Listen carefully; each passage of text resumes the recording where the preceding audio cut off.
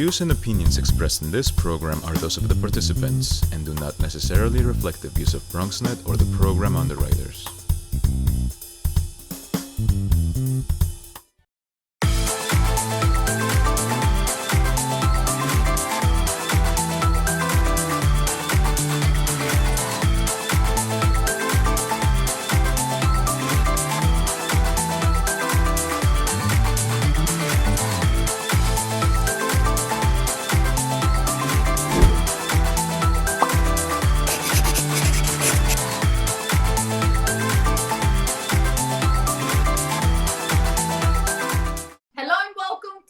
Fasionistas Home Edition. I am your host, Clarissa Bello. It is a pleasure to have you join us on this beautiful sunny afternoon.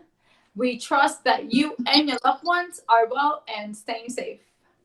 In today's Bellas Fireside Chat conversation, we welcome Latina, Dominicana, and celebrity fashion stylist, image consultant, and the president of Pepa Garcia, who will provide tips on how to prepare for an interview and stay fashionable during quarantine. Please join me in welcoming Latina, Dominicana, celebrity fashion stylist, and image consultant, Pepa Garcia. Pepa, it is a pleasure to have you join us on this beautiful afternoon. Hello, Floricel, and hello to your platform. Thank you so much for having me back. It's always a pleasure to get to chat with you.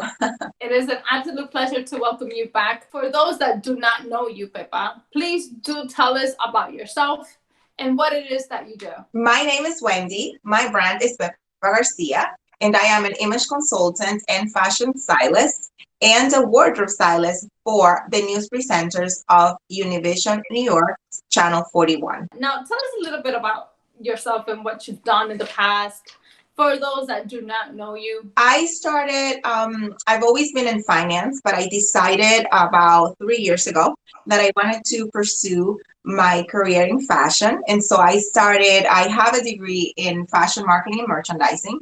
I also have a stylist diploma and a master's in image consultant. I just got back actually from Europe where I did my master's. And then basically, I've done a little bit of everything from styling, presenters, news presenters. Also, I just did the Latin Grammys. I was part of the styling team for them. I've done some editorial. I also have a fashion blog. So basically, I have a little bit of everything. I've taken a little bit of each channel that is within my career in the fashion industry. Can you talk to us about all these incredible things that all these fashion designers and creatives have actually done? And how can we really stay fashionable during these times of COVID? It's funny a bit because everybody asks, how do we stay, stylish?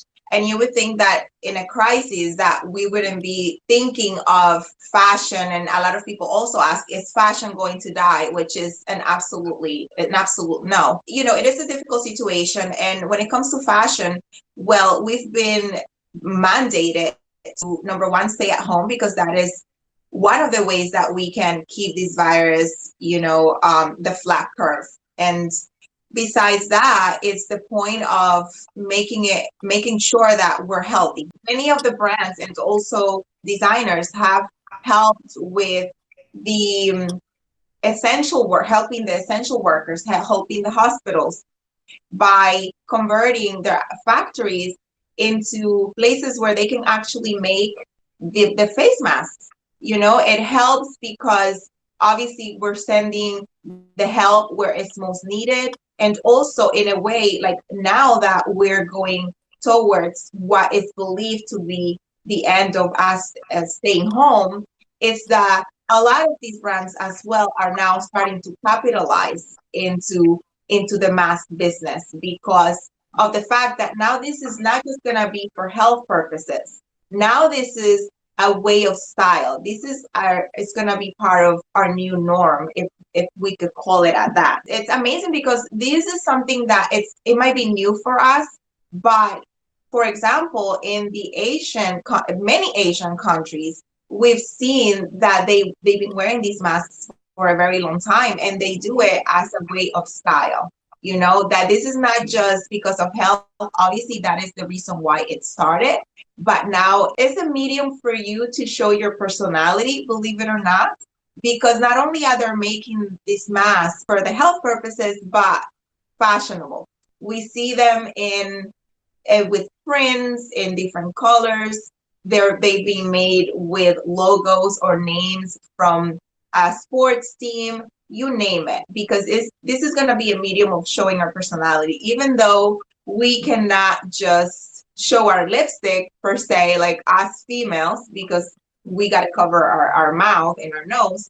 But now it's also being said that you're going to have to start expressing yourself with your eyes. So it's just all very interesting, and even more interesting to see how in times of crisis, it even fashion, it's always an evolution. It evolves. Besides that, just to see all these brands that have said, you know what, we all have to be united. We are in this together, and turning their factories into making the gowns for the doctors or nurses and making the masks. Also, even influencers that have donated, that have put a little bit of more of an effort to be part of we're in this together, making collaborations and working into getting donations to help build hospitals. So obviously it's a crisis, and we never want to see anything like this happen again. But in time of crisis, you always see also how you can evolve and the true character of who we are in reality. But talk to us about what we could wear that's different, that's fashionable on the sense for parents and for kids. Right, because obviously health is first. And even though I'm not a doctor, based on research, you know, and what we hear the doctors say and the CDC is that you can actually wear a bandana if need be, because it is still going to help you kind of block if someone, let's say, has a droplet, you know, as you're walking behind them. The N95s we know are for our essential workers because they're the safest one. They are those made from cloth.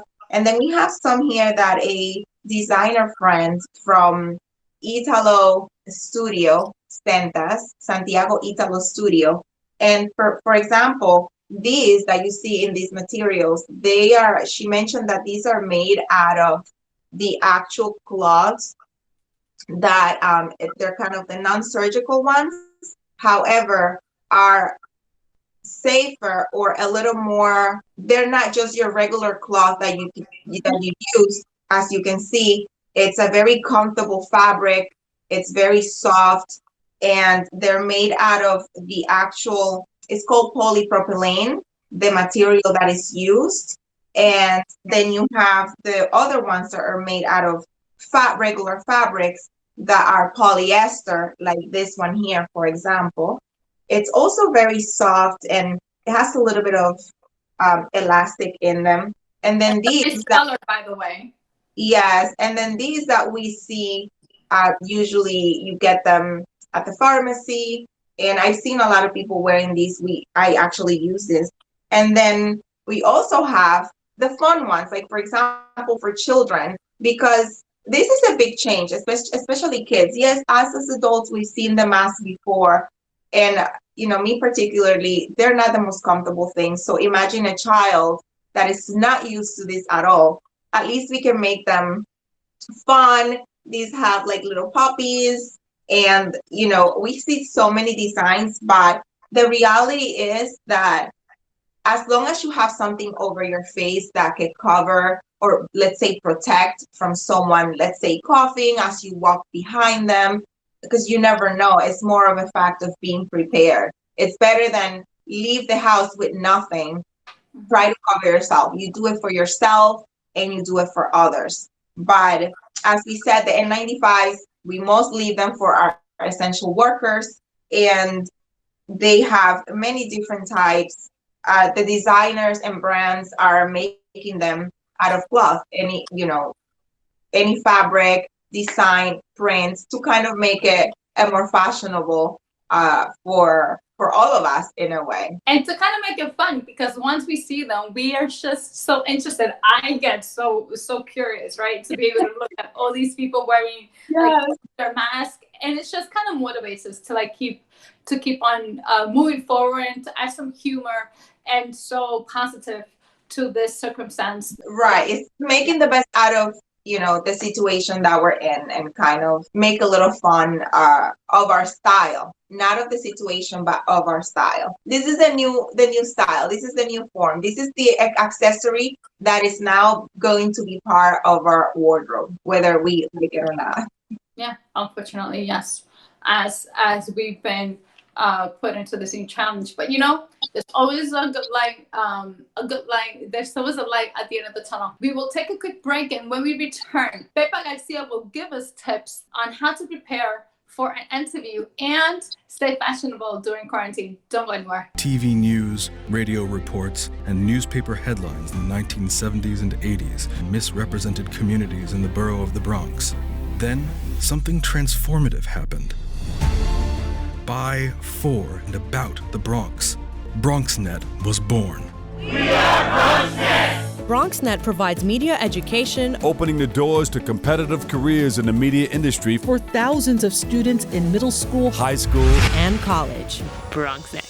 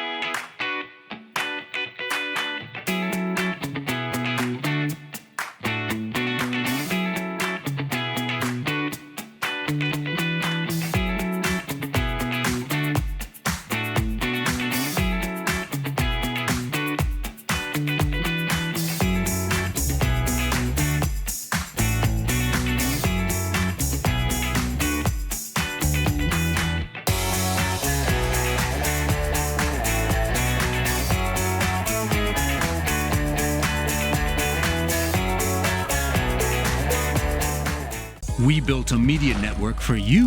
BronxNet TV. Come learn in your new state-of-the-art studios at Lehman College. At Mercy College. And coming soon to the South Bronx in the Hub. Inspire with your stories, culture, history. Your Bronx on BronxNet. Engage with us. Connect with us at your channels and at BronxNet.tv. Learn, engage, inspire. BronxNet TV. From the Bronx to the world. BronxNet.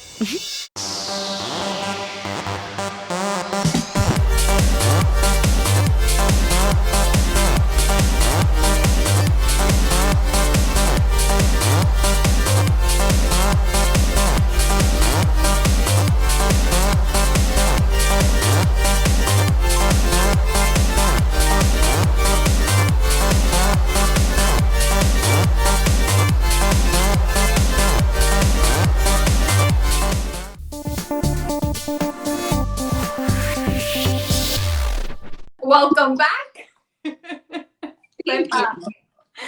Pepa, working from home has been quite a challenge for many of us. Yes. Especially those that are not used to working from home. And you know how we can get too comfortable with wearing some leggings. Can you give us some tips about how people could also look fashionable and working from home at the same time? Yes, this is a trend that we've been seeing way before the pandemic or being quarantined at home, and is the comfortable look, because we've become very comfortable. And the point here is, now that we are in the digital world per se, working from home, is that we could still be comfortable. However, we always have to present the proper image, because if you have a Zoom, or you have a conference call or a meeting with your coworkers or employer, you don't want to just look like you just woke up. But most importantly here is that when you get up and you shower and you get dressed, you feel better. You're going to feel more productive. And psychologists always talk about this, how important it is that we just don't stay on the couch, that we don't take care of ourselves.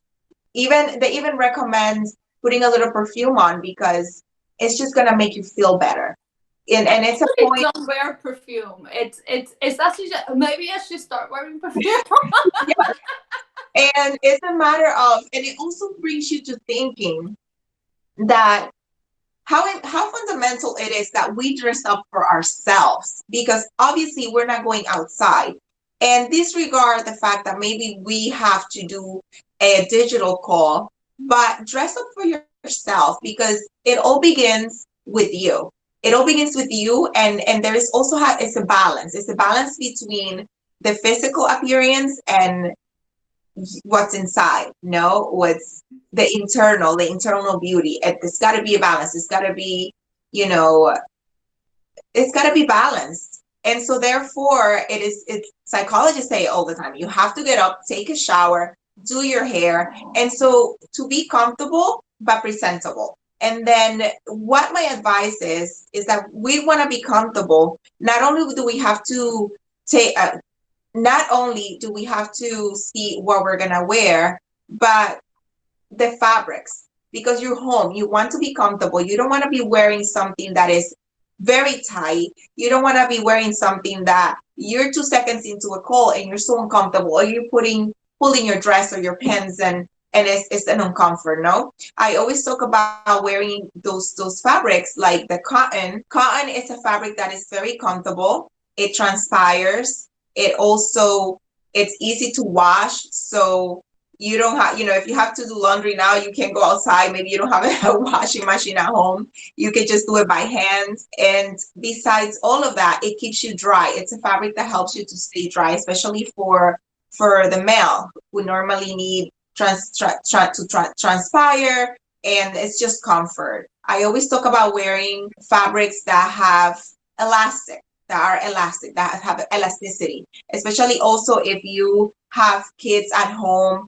and you have to be bending over and running around. You want to be comfortable. You can throw on a pair of leggings like the ones we're seeing on the screen and put on a blazer. You can do a long cardigan. You can do a pretty blouse, because yes, the reality is that they're not looking at yourself from the waist down, which we have to also be very careful with, because you never know when the camera is going to point to the wrong direction here. Let me tell you, Pepa, that I've seen people wear like tie and a button down and tie, and then in the bottom they wear like these joggers, like these shorts. Yes, absolutely.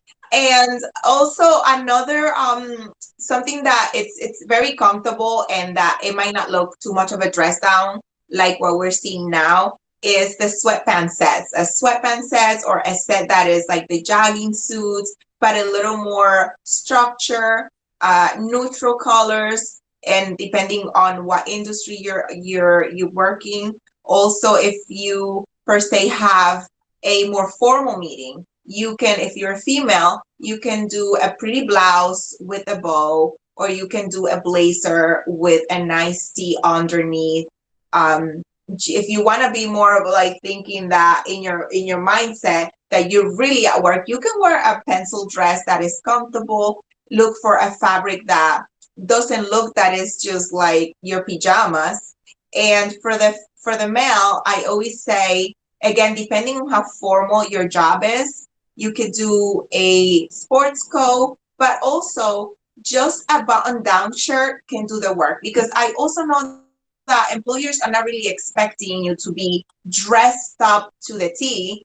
Again, depending on what industry you're in, because for example, I see a lot of the news anchors, the males are wearing their jackets and their ties and their button downs. And their suits. So, yeah, and their suits. from the waist up. And we, it all depends. It's very important that we know exactly who we work for, what company, what are the requirements, and yes, take advantage of the business casual, because a lot of men can dress down all the time. So take advantage, wear a really nice button down shirt, and also take note on the colors, Floricel, because colors also denote a certain message. You don't want to wear something that is too crazy bright or with too many prints, because we always want to have the right attention of the person that we're communicating with. So like colors like the orange, which is very good for the digital world, it denotes that you are accessible. It's a more friendly color. You're open to suggestions, to things. So also it is said that we should do the bright colors because it's going to brighten your day. It's going to make you feel that positive energy, and it will help you be more productive. Again, everybody has a different style of working, and let's emphasize that what may work for you might not work for the next person. But in general, just getting up, getting into the vibe of that, I'm going to get up, I got to keep this balance and this routine, because at the end of the day, we are going to go back to the routine. And it's going to make it difficult for you to adjust if you don't keep that balance in that routine. What can you suggest for many of us who are going into interview, who are also conducting webinars or conducting interviews? Can you give us tips on how to wear, what color, what best works, what time we should wear? So when it comes to interviewing, that is something that it's just to me, it's the same as if it was, in a way, a in-person interview. Why? Because again, we have to project an image of being professionalism, and whether you're digital or in person, we have to take into account a few points. Color, it's important. For women, the accessories, the type of makeup that we wear on an interview. For example, if you're doing an interview, whether it's in person or especially digitally, because when you're on a closed caption, meaning you're closer, big accessories or accessories that move too much, whether it's maybe bangles or bracelet, big earrings, things that move are not really a good idea, because again, you want to make sure that the person that you're speaking with is not distracted when you're speaking, no? Also, anything that is really big on your neck, as a big necklace, we should keep it very minimal when it comes to an interview, because we want to show an image of professionalism, an image of, we're here for an interview. I'm taking you seriously. I am taking the possible job that I'm going to get, if I'm going to get it, very seriously.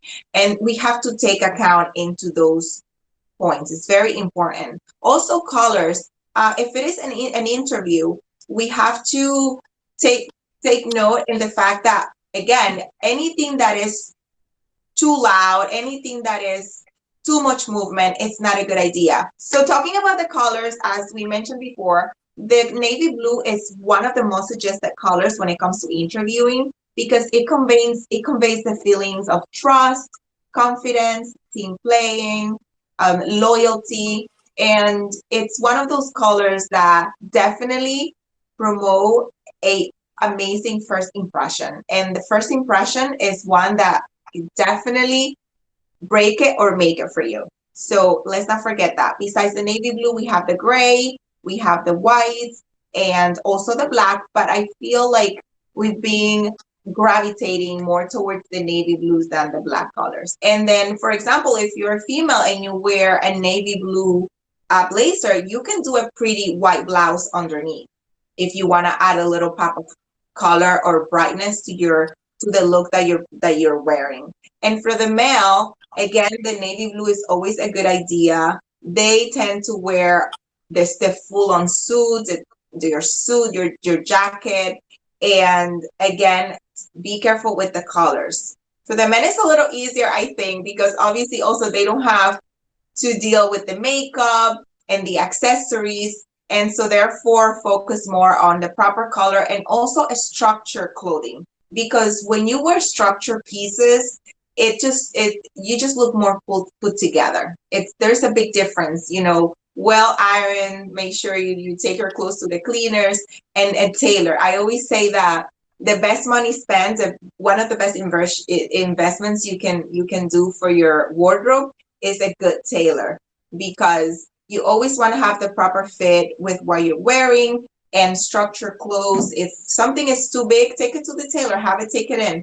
It makes a world of difference to have the proper tailoring done. Even if I'm home, like now, let's say I will wear a t-shirt. If it's not ironed, I literally iron it because it has to look proper. Absolutely. Whether it's just my head can function like that. Yes. And then also when it comes to the females, going back a little bit with reference to what's the next thing and the first thing that they're gonna see is your face.